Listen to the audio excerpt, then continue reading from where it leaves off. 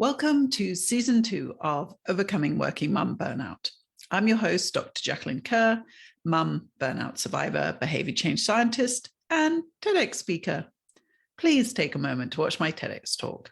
The YouTube link is in the show description, and my talk is called How to Stop Burnout Before It Starts. On this podcast, I interview international burnout experts, HR and DEI leaders, and lifestyle coaches to find out how we can create individual, organizational, and cultural change to prevent burnout.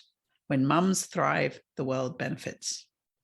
This week, I'm talking about improving science and medicine by preventing burnout in STEM mums with global scientific leader, Dr. Isabel Torres. Dr. Isabel Torres, who leads the advocacy organization Mothers in Science, has been collecting data and providing solutions through science, stories, networking, toolkits, and policies. I wanted to speak with Isabelle because as a mum in STEM, which includes medicine, I wasn't aware of the gender barriers and bias I faced. I assumed I was somehow failing, but Isabelle and others have shown that mothers are penalized in their scientific careers, but fathers are not. This difference points to a systemic problem which Isabelle is fighting to dismantle. In honor of this discussion of mothers in science, next week's mini episode will focus on the science of burnout and burnout solutions. You can find Isabelle's key takeaways on the episode website, drjacquelinekerr.com. I hope you enjoy my conversation with Isabelle as much as I did.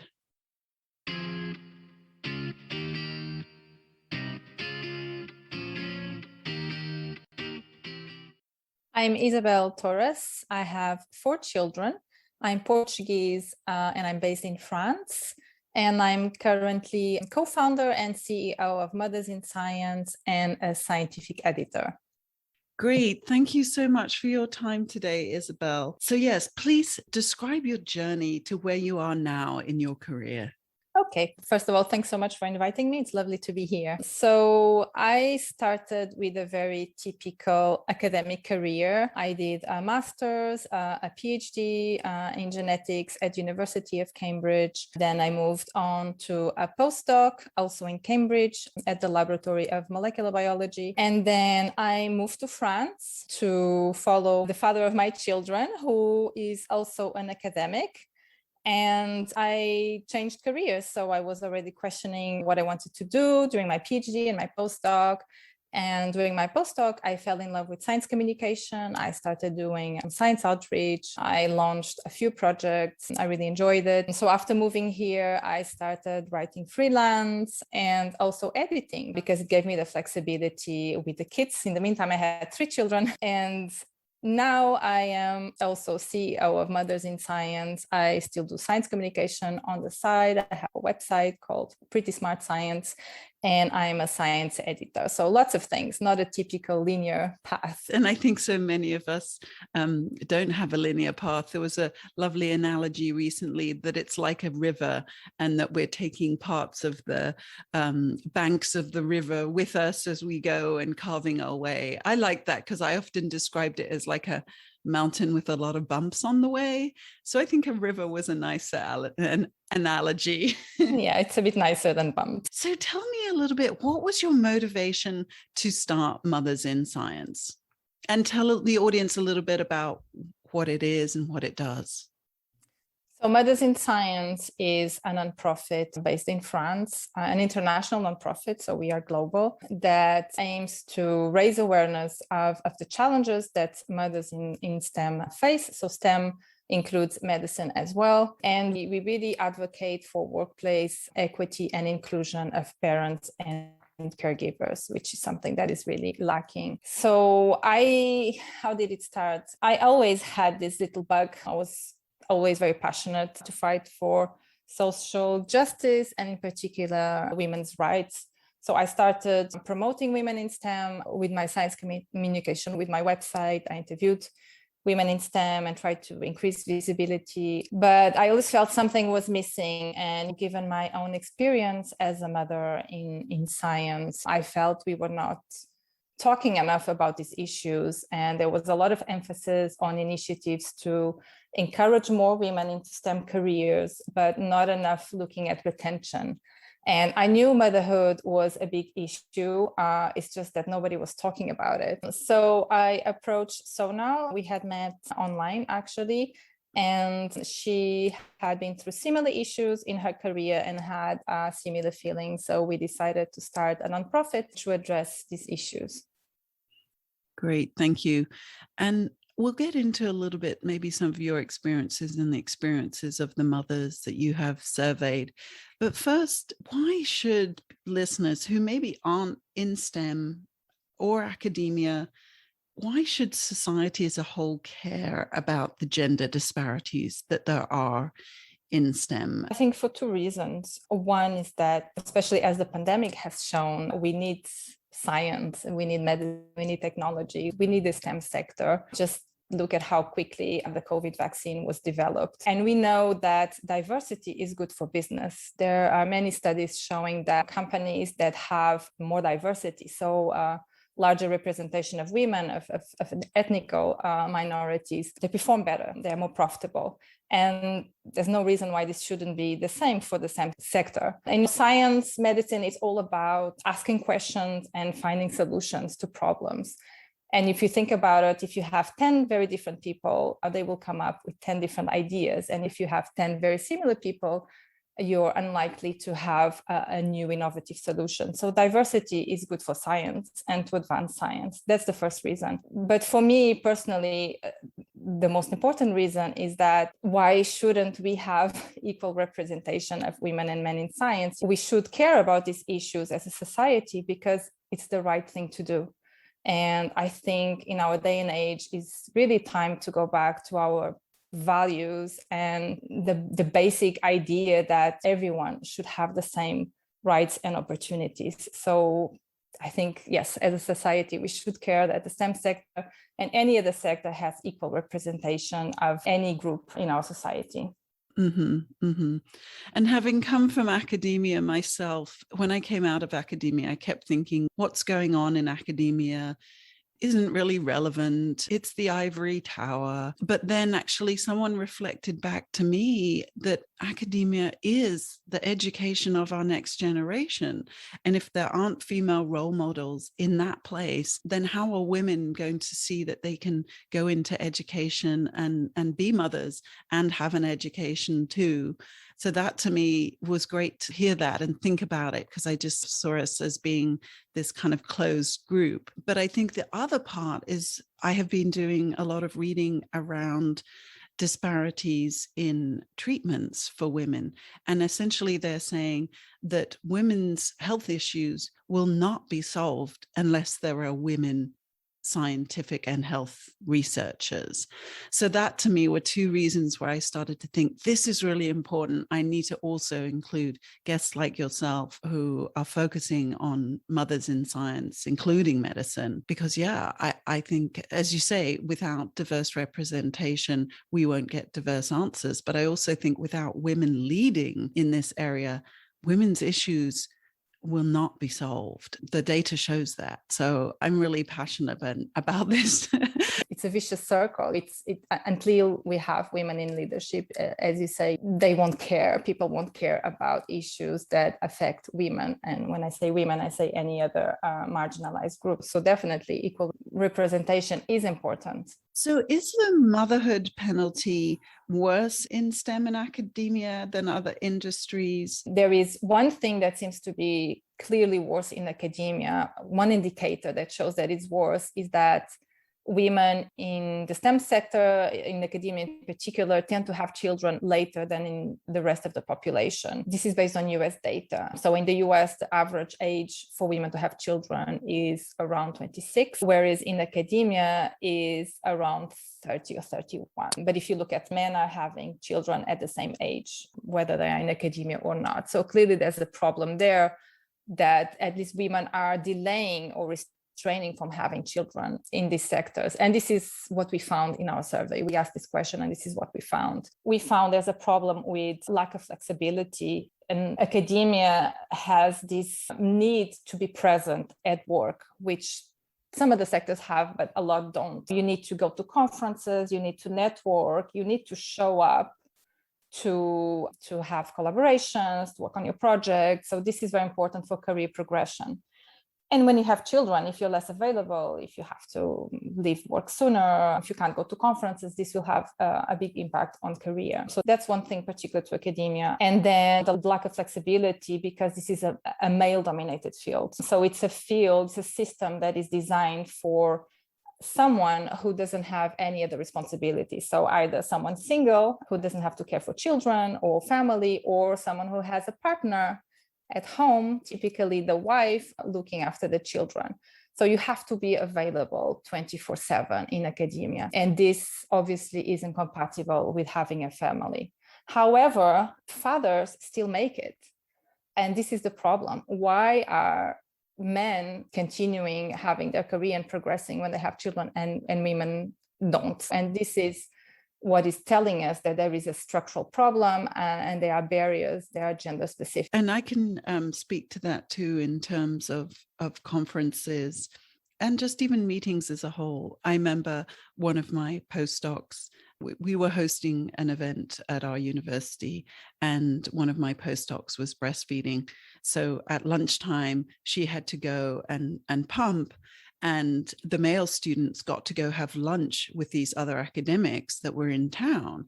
And that lunch meeting led for one of the male students getting a position, actually a paid internship position at one of those international universities.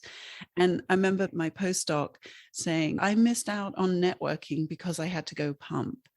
And so definitely women were so aware of missing those opportunities. And then I had lots of other mentees who were junior faculty who would talk about the males that they knew in their field that could go to every single conference, and they could maybe go to one a year.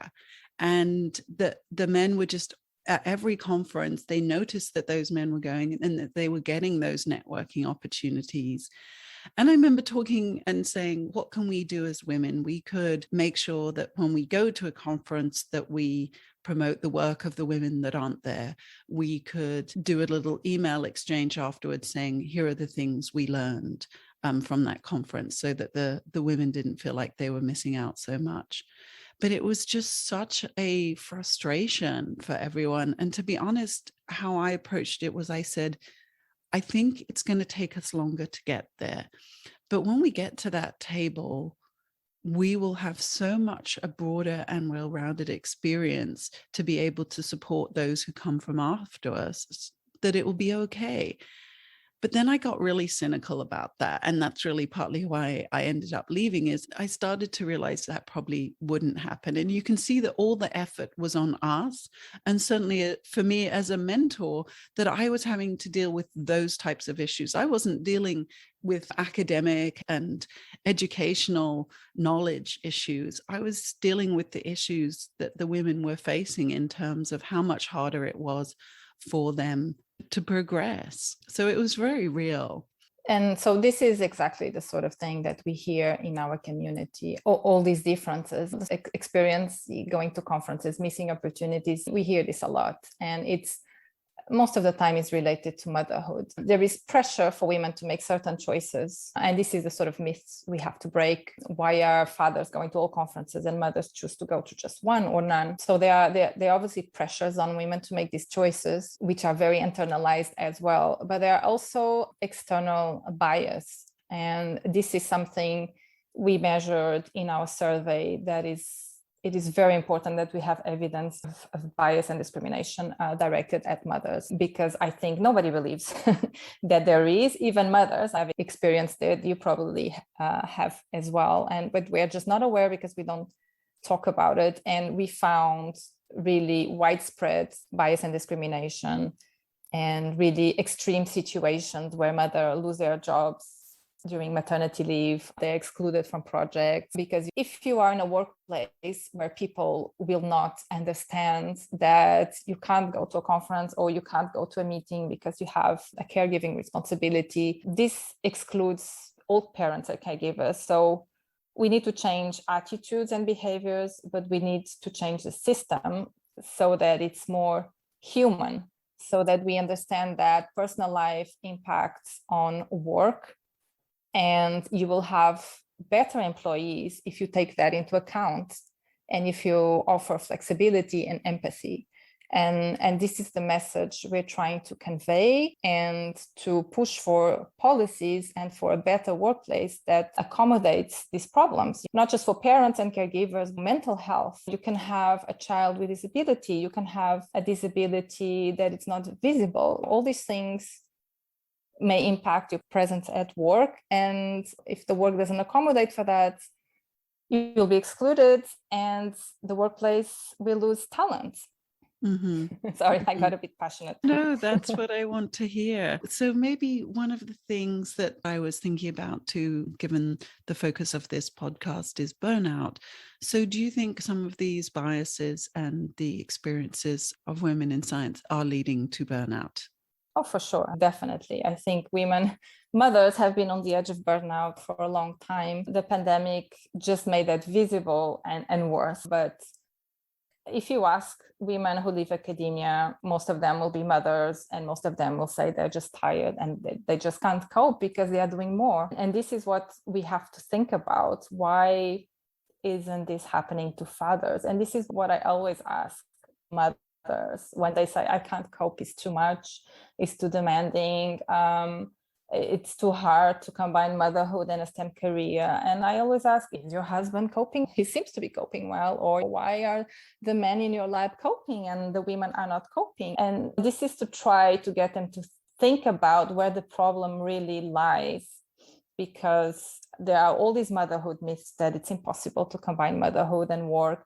And again, the problem isn't having children, the problem isn't being a woman, it's just that the system and the societal pressures are pushing us to do everything. Women are doing up to 3 times more childcare and housework. Women are looking after sick parents. Women are having to do extra work in the workplace because we have gender barriers, we have bias and discrimination, so we have to work 10 times more to prove ourselves. So all of these barriers, even if they are small, over time, they will lead to burnout because we just have to do more and more. And then because there's a lot of isolation, because there's a lot of taboo about motherhood, because we know deep inside that if we say we're not coping, we know this will be used against us. And because we know there's maternity bias, and just being a mother, there is a bias that people will think we are not as competent. This is one of the maternal law issues. So we tend to hide our motherhood, and we tend to try to compensate and do more and work harder. But it never works because the problem isn't us. And all of the advice, I get so mad when I see so many articles, how to improve your work-life balance, how to improve your work-life balance, how to beat imposter syndrome, how to become more confident at work. And all of these issues and advice and initiatives are focused on fixing women. And again, women are not the problem, or mothers are not the problem. So what we really try is to raise awareness of these issues. We put the focus on the structural problems, the real barriers that mothers are encountering. Mm-hmm. Mm-hmm. So one of the metrics that I noticed in your summaries that you have on the Mothers in Science website that were very helpful to read about was that publication rates pre and post motherhood is one metric that shows disparities. Before motherhood, men and women are publishing at equal rates. That shows that we're perfectly capable of standing our own and succeeding in this field. But then after motherhood, mothers start to drop off in those rates. And publication, they always say publish or perish for academia. So it's a huge performance indicator in academia. But then is it flawed? And what could be other measures that mothers can demonstrate in academia to also show that they are contributing and making significant improvements? Yes, so this is a big problem and also another taboo problem, because obviously we don't want to admit that we are producing less. We decided to try to quantify this anyway, because we want to know if the problem really existed, which it wasn't really known at the time in terms of scientific productivity. And so we can address the causes. Why are women producing less? And we do see mothers publishing less than fathers, and this increases over time. This has been confirmed recently in a study, and it is a decent indicator of productivity, but you are right, is not sufficient. So in our survey, we try to look at other things. As I said, we try to measure bias and discrimination. And if we, for example, then the plan is to correlate these two things. So if you can say, I don't know, in this country, there's huge pervasive bias and discrimination against mothers, does this correlate with less productivity? We can also look at childcare. We also look at childcare. If you have lack of childcare, does this correlate with scientific productivity? So this is the sort of thing we're trying to find. The other thing we want is to advocate for funding agencies and research institutions to evaluate other measures of performance. So for funding agencies, things like teaching, mentoring, participation in committees and in initiatives to promote women and minorities. Typically, women in STEM tend to do more of this unpaid and unrecognized work. And we are trying to convince funding agencies to, include this in grant evaluations, because it is really work and it is important. And in terms of research institutions, also for promotions and hiring, to get tenure, to get jobs, this should also count, because normally people are just evaluated in terms of publications, like you said, track record and research projects. And we think this other work, which is very valuable, should also count. And we are pushing for agencies and institutions to have measurable evaluation systems, because in academia, everything is very opaque, very informal. A lot of the hiring is based on letters of recommendation, and we're trying to make it more transparent and measurable. Mm-hmm. Yeah, to have more objective measures. Exactly. It's definitely a difficult one, because again, my husband was always so surprised that leaders in academia were never measured for how they led their team. And so often students and staff even are not treated well. We're not taught how to be managers, but yet we depend on those people so much for our research to actually get done. And I spent so much time trying to make sure that I had a team that worked well together and that felt accomplished and rewarded and motivated. But again, those efforts were never part of any equation in terms of leadership. And yeah, obviously without that team, I couldn't have got the publications I got. But again, how they were treated wasn't part of that equation. So many academics can succeed without that. Yes, we also want to advocate for accountability. So as academia is quite toxic at the moment, there's a lot of bullying, there's high rates of sexual harassment, and now we know also of pregnancy and maternity discrimination. And one way, or maybe the only way to tackle this problem, is to make people accountable. And we want to push for policies that, for funding agencies to make people accountable, so that if you have, like you say, a toxic environment, or if you have a good lab, that will also count to your evaluation somehow. So we're trying to create policies based on our data in order to reward or punish people who are not good leaders, you say. Mm-hmm, mm-hmm. So why do you think these barriers for mums feel so hidden, and how can we promote the issues so that women themselves and then men also recognize them? You have been using the terms bias and discrimination. Can you give us some more really specific examples or stories, or even from your own experience, so that women and men can go, okay, what does that mean? Because I think it is hard for people to know in daily experiences, what does it actually look like? The motherhood penalty in general means that if you look at it in any sector, mothers are less likely to be hired or promoted. They have lower salaries. So the salary gap between mothers and men is the highest. So a mother will earn less than a single woman, who will earn less than a man, and so forth. And there's a study that shows for each child, a woman is penalized by 5% of her salary. So less likely to be hired, less likely to be promoted, lower salaries. Women are generally, mothers are generally perceived to be less competent, less committed to their work, less available just because they are mothers. So it's a lot about assumptions. And we're all victim of this. We do it too. Women do it as well to other women. So basically, we just assume that mothers will be more devoted to the family than to their career, because this is what society is telling us. So I can give a few examples. Most of these things are very subtle, and people are not aware. They are not aware they are biased, and they are not aware they are being victim of a bias. For example, are being excluded. A lot of mothers in our community, and I felt that as well, somehow after becoming a mother, I didn't know it at the time, but you just feel people see you differently. You feel something has changed. You feel that you're no longer seen as one of the best, that you're no longer in the run, let's say. It's like, I describe it as suddenly I just went to the second rank of people in the lab, whereas before I could see I had potential to be a group leader and have my own lab. And then, I don't know, that seemed to be gone. And I was in my experience, I was pushed to third, fourth author when I had clearly done work to deserve more. And women are excluded from projects. Collaborators push you away from projects. And a lot of times you won't receive invitations to go to a conference, whereas before your PI would invite you all the time.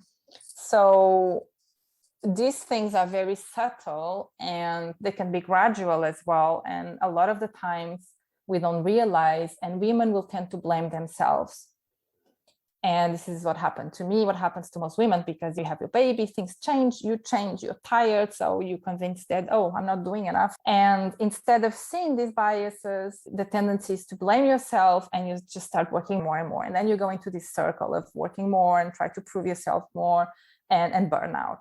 And this is what leads women to make the choice of leaving, because you do more and more and more, and you keep on facing these barriers because people keep on seeing you as a mother. Once you're born, you have this stamp on your forehead, I'm a mother, and I'm no longer competent. This is what people see. And then you do more and more, you do more in the home, and women just get burnout, and they see this choice, I can't do it, I have to choose either family or work. And because we are socialized to put others first, to be selfless, to put family first, our partner first, women will tend to sacrifice their own career. They will take a job that demands less work, or they will work part-time and reduce their working hours. They will basically put career on the side. So these are just some examples. And what we can do is to talk about these things. Talk about it, talk about your own experiences. And if you do, you will see that so many women went through the same. This is how I realized of all this, was when I started talking about it, and I started realizing that so many other women had been through the same. And then you realize, oh, actually, it isn't me.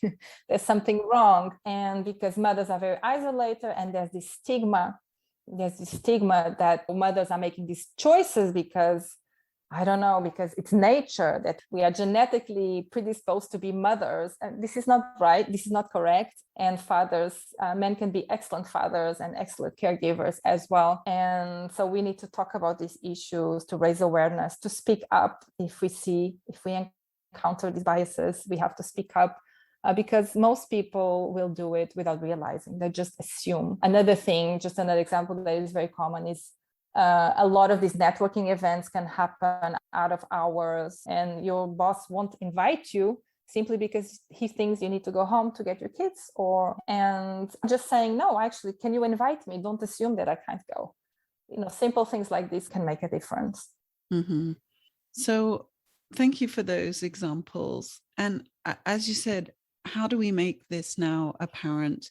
That's one thing I've been thinking about, is how do we frame this message in a way that then women are not put off from applying to jobs in science and academia, because we want them to be there.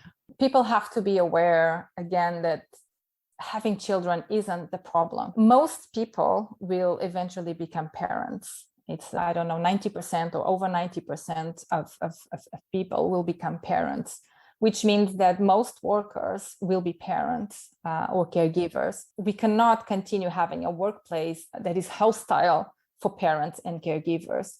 So people need to be aware of this. So instead of, when I see girls asking me, should I go to a STEM career?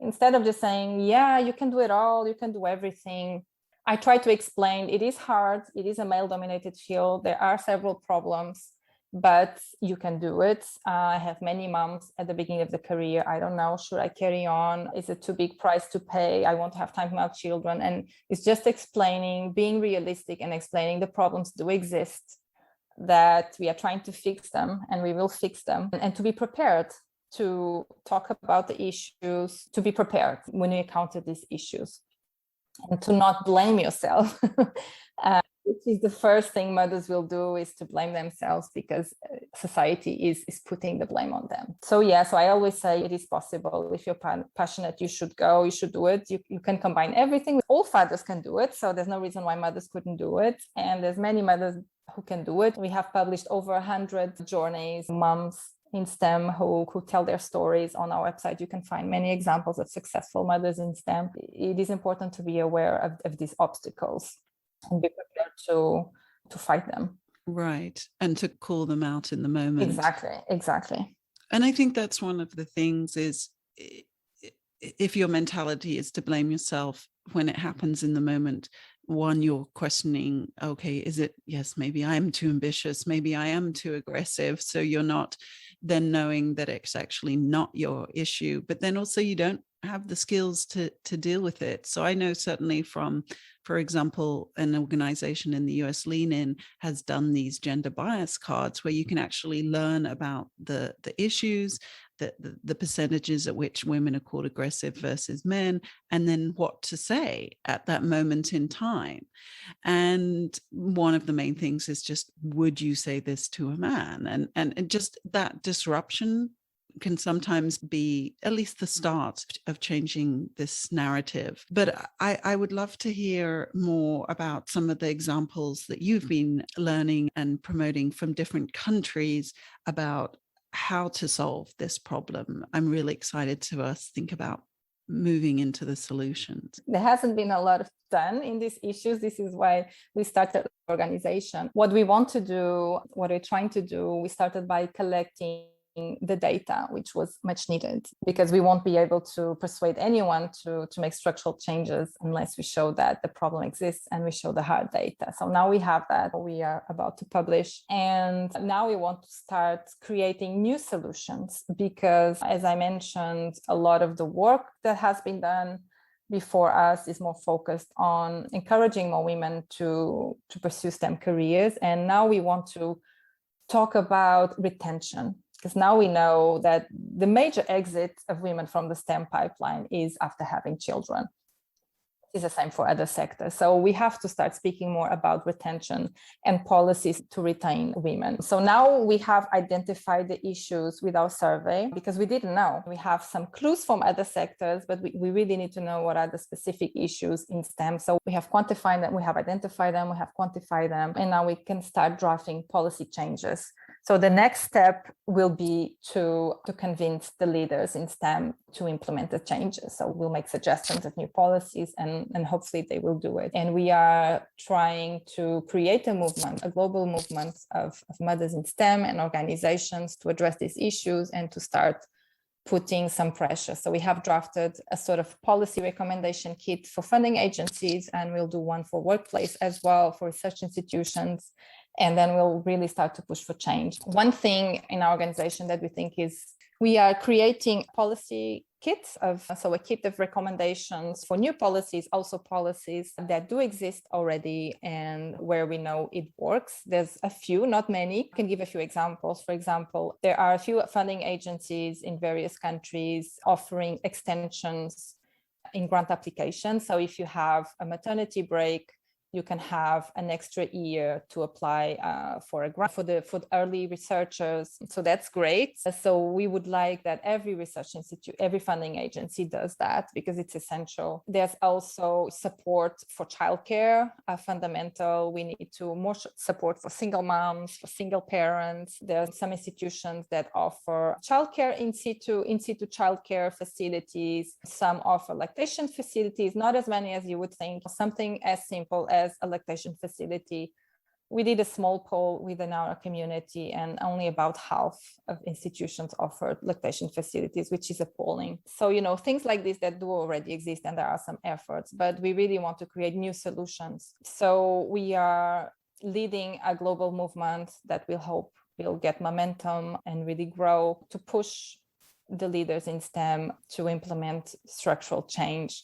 And we are doing a fundraising policy kit for funding agencies, and we'll do one for the workplace as well with recommendations for policies. And then we'll go one by one and try to persuade them to do the changes. And we're doing this because we think is really essential that we get together and we unite and get organized to push for change. Because if we work independently, it will be very difficult to make systemic change. And some of the things that we are asking for is accountability for bias and discrimination. There is so much evidence that grant applications, there's still a lot of bias, even if you have 50% ratio of male to female applicants. Men will get a lot more grants. And if you look at the quality of research, it is similar. So still a lot of bias that has to be tackled. There's not enough flexibility, the deadlines, personal events, parental leaves are not taken into account. So we want to, like I mentioned before, other type of work being evaluated, like mentoring, teaching, that sort of thing, reviewing, a lot of work that women do more than men. So trying to change the funding system and then the workplace to support mothers and caregivers. Mm-hmm. And some of the things I learned about that, again, I was so surprised learning about it afterwards. I was just like, goodness, I wish I had known this information at the time. So one of the ones was some of the papers that we work on are blinded. Hopefully then there wouldn't be bias creeping in, but that's not always the case. But essentially, even women within their own papers are less likely to cite their own work, where men are more likely to cite their own work. And this self-citation bias can contribute then to men being seen as, but basically knowing that there's a list of the top 1% of scientists who have been cited, but that does include self-citation in there. That is definitely an issue. So again, encouraging women to know that they should be citing their own work as well, or taking that self-citations out of the equation was another suggestion that they had. Absolutely. And also there are few women applying for grants generally and for jobs. So there are studies that show that men tend to apply for jobs even if they are not fully qualified, if they don't fill in all the prerequisites of the job ad, and women will only apply if they have all the skills that are mentioned in the job ad. But again, I think all of this is not just about telling women, oh, you should do this and that. Women have this sort of behaviors because they are punished. We are punished if we are confident, as you say, we will be perceived as arrogant. All of these behaviors for self-promotion, men will be rewarded and women will be punished. So it's not surprising that women tend to even hide their achievements or be more modest. Instead of, I think we have to tell women, yeah, you have to be more bold and etc. But we have to tell everyone, because it's not just men doing this bias, stop punishing women for being successful, basically. And again, when you mentioned that about the difference in quality of the work, that there was no difference in the quality of the work that women were producing, but men were more often likely to get funded. I had also come across some research saying that women were more likely to make amendments and put more effort and made more changes to a paper. So in the publication process, for people that don't know this, we submit publications and we get reviews, and often in those reviews are suggestions for changes. So they had evidence that women were making more changes, were being more responsive to these critical reviews. And therefore they concluded, were doing better work because they were listening to the critiques and thinking about them more carefully and being more responsive. So in some ways, they were saying women were doing better quality work because of that. So yeah, it's just fascinating to learn some of these very specific issues and to think about them. Definitely. And there's also the other way around. So we had a cell editor in our conference. We had our first conference this year in May. And she said they are really making huge efforts to have more women editors and to encourage women to apply because they have fewer women submitting papers. That's the first thing. And she says, when papers are rejected, a lot of male authors will write rebuttals and they will struggle, they will try and fight to get the paper accepted, and women never do. She says women are much more likely to just give up and don't try, and men will have that confidence to try and go against the editor's decision. And they want to persuade women to try and keep going. So just another example of this internalized complex that women have, unfortunately. Mm-hmm, mm-hmm. And so, Isabelle, for you in your career, this experience now of leading change, it's so inspirational. But what have you learned about some of the most effective strategies? You mentioned you have a conference, you have many resources on the website. How do you lead this movement, and what else do you want to do going forward? So I believe very much in collaboration and working together. A big effort we do, organization, is try to work with other organizations and try to reach out to mothers, listening to what the problems are. We had a survey, we ran polls. So I really think it's important to listen to people, to their problems and their ideas. And I really want to unite people who, like us, are vocal and are trying to find solutions and to make change, because I think together we can go so much further and fast. And this is why we're trying to build this global movement and try to encourage organizations and mothers around the world to work together and to partner to try to create solutions and push for change. Because one of the things we found in our surveys that these problems are universal. Wherever you go, from Africa to Scandinavia, where they're supposed to be so progressive in terms of gender equality, we find the same issues. We find maternal wall, pervasive bias and discrimination, the same barriers. And I also want to talk about, to start the difficult discussions, because a lot of these discussions are difficult. A lot of things we will have to change as women as well. And things, for example, like parental leave, it's a very tricky subject. In the US, you are discussing now, there's no parental leave at all. There are countries that have very long parental leaves, and they are not beneficial for women either. Long maternity leave means you're going to be away from work. It means you're going to have a huge salary penalty. It means that it's going to be hard to get back into the career, back into work. You probably will lose opportunities for reaching a leadership position. So some of these family-friendly policies are actually increasing inequalities. And these countries, they are very progressive, they say, and they encourage women to take long leaves and stay at home. This is actually old-fashioned, and this is actually going back to the old breadwinner homemaker model.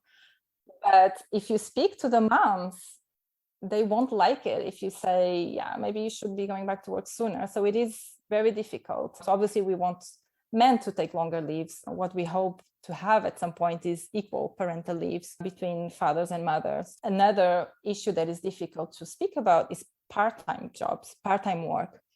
Again, very sensitive, because women like to work part-time to have more time to be with the family. But we have to ask ourselves, why don't men take part-time work? And to be realistic and say this will affect career progression. Again, you'll have salary penalties, you'll be away from work, you will miss out on opportunities. It will be difficult to reach a leadership position if you are away. And instead of trying to get more part-time opportunities, think about other solutions like remote working, which we know it works. The pandemic shows it works. If you have flexibility, you can still produce as much and have time to manage your family as well, and think about why mothers need part-time and fathers don't. And think that, okay, the real problem is that we are doing more at home, and try to tackle that instead. Yeah, so we also trying to start these difficult discussions because we want to create solutions that work. We don't want more band-aid solutions. They are just fixing symptoms and will not fix the root problems. So yes, so that involves doing research, coming up with new ideas, discussing them, and raising awareness. That's great. Thank you so much for those very specific examples. It's so helpful. So again, my background is a behavior change scientist. And so one of the things I like to ask my guests is, what would you suggest today that you could say? It could be for a mom, but you could also say, okay, if you had a department head today or a science leader today, what would you ask them to do? What change can they really start to make right away? If it's a research institution, so for funding agencies, I already mentioned, for research institutions, offer equal paid parental leave, very basic, including students and postdocs, staff on fixed-term contracts, because students and postdocs often are left out of any such policy because they are not considered real staff. And that affected my maternity leave, right? I was a postdoc. Yep. Same as me. I missed out on my PhD maternity leave and my postdoc maternity leave because they happen at the end of the contract, so you cannot use them. It's completely ridiculous. So research institutions should make sure their employees have these rights. Also, you could give funding or hire technical support to cover maternity leave absence so that you don't stop your research while you're away. One big problem in academia is when moms who take longer leaves are away, the PI will give the project to someone else, they'll be excluded, or they will not be first authors anymore, or they have to stop work. And if you lose a few months of research, it can really impact progress, especially if you have a 2-year contract or a 3-year contract. So it's very easy. You can just hire a student or a technician to continue doing experiments while you're away. It's not complicated to do. You can also allow employees to stay in touch and keep them informed while on maternity leave. That's another problem with parental leave. You're away, and legally in most countries, you cannot be in touch. So you're completely out, and a lot of things can happen in a few months. So you can just stay in touch or keep them informed so they can continue being involved. By choice, you should not force anyone to work during maternity leave. This is not what I'm saying. At least find a way to keep them, in the loop. Establishing high quality lactation facilities, again, very simple to do and so important. So in our survey, we found that for mothers who take longer leaves, 28% said one of the reasons is because they wanted to breastfeed, which means that they didn't feel comfortable or they didn't think there were good or any lactation facilities at work.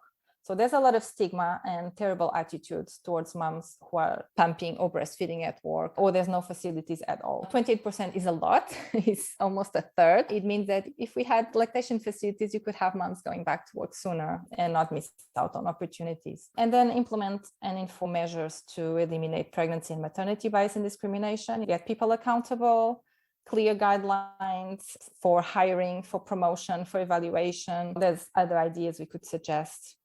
And childcare support, offer childcare support or childcare facilities in situ, and including for babysitter or nannies for out of office hours work. And this is a problem in academia and also in medicine, that we have to work crazy hours. And if you offer childcare support only for nursery, for daycare that closes at 5 or 6, then you won't be able to attend networking events or conferences in the weekend and things like that. I think these are such great ideas, and they're just making me think back, Isabelle. Like you say, my husband always so surprised. He's like, why do conferences in your field go over the weekend? And I was like, that's what it is, because most of the people organizing that don't have kids, and that was the traditional way. But there's a couple of things you mentioned there. So I was going for this $10 million grant. It's a type of grant called the PO1 in the US. And normally the grants are about $2.5 million. But this $10 million grant involved having 3 research projects together and having supportive research cores that support them. And our head of department wanted us to go for these larger grants. So for 6 months, I worked every Sunday to lead that project and get it funded. And so for 6 months, I paid a nanny on Sundays to be there for my kids. And that came out of my pocket entirely. And it never occurred to me that I should be asking for that support. But actually, when I did at one stage ask for an assistant, because I felt myself just losing it, and I said, please, can I have an assistant? And they said, you can have an assistant for your teaching roles. And I was like, I don't need an assistant for a teaching role. I need an assistant for me to manage everything that I'm doing. And they then were saying that has to come out of your research funds. But it's those research funds were for the projects, for the communities, for the science. It wasn't to help me be able to manage it all. And that was where I wasn't going to make those decisions to take away from my staff to support me. And again, I can understand that maybe was a bad decision, because in the end, I burned out and it all stopped. Although I made so many efforts to get funding before I left so that my staff and my group could continue without me. But yeah, I as I say, I think the way you put it there, just put it in a different light to say, actually, I need these things. These things are reasonable to ask for, because as a mother, you have these additional barriers. Absolutely. And this culture in academia that we are supposed to work 24/7. If you speak to someone in another sector, a lot of people say, why are you working extra hours without being paid, without being compensated? This is crazy in other sectors, and we are working many hours for free. So this sort of culture has to change, and we should feel that we can ask for this support, and it should be normalized, and institutions should offer this support to all employees. Another thing that it's relatively simple to do, and the pandemic has shown it works, is normalize flexible and remote working. This would make life so much easier for parents and caregivers, and it's possible. Make meetings and seminars hybrid, so that a parent who has to stay home with a sick child can still attend a lab meeting, and make all meetings and events during working hours. It's even basic respect, to respect that people have the right to have a personal life, not just parents and caregivers. Everyone has the right to have a personal life and to not work on weekends.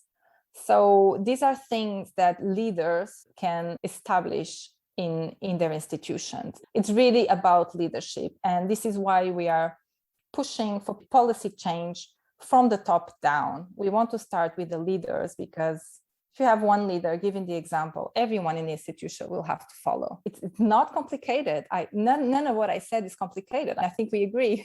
We're not asking for tons of money other than investing in childcare. We're not asking for them to spend a lot of money. It's really about changing attitudes and how you see your employees as humans, basically.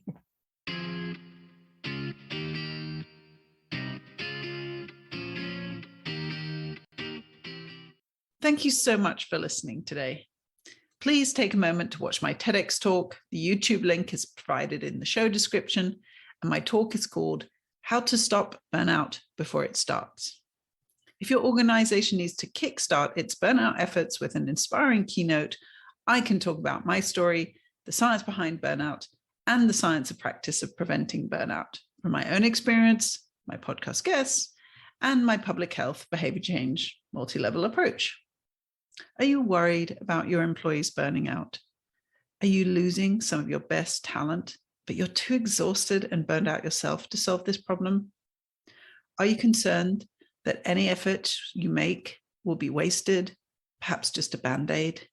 Instead, would you like a clear roadmap for solving burnout and DEI challenges in one that you can adjust to your company culture? I can provide a strategic plan of evidence-based solutions matched to your needs and a blueprint to process and implement them in your workplace to improve psychological safety, reduce burnout and turnover, and ensure that your company remains a fair and value-driven company for thriving employees, where you are also no longer burned out, and instead you can effectively support others. The best kickstart is through a keynote. So just contact me through my website at drjacquelinekerr.com. And please remember, burnout can be related to serious health problems. If you're experiencing physical or mental health symptoms, please contact a healthcare provider or call the appropriate helpline. This podcast does not replace medical advice. Take care.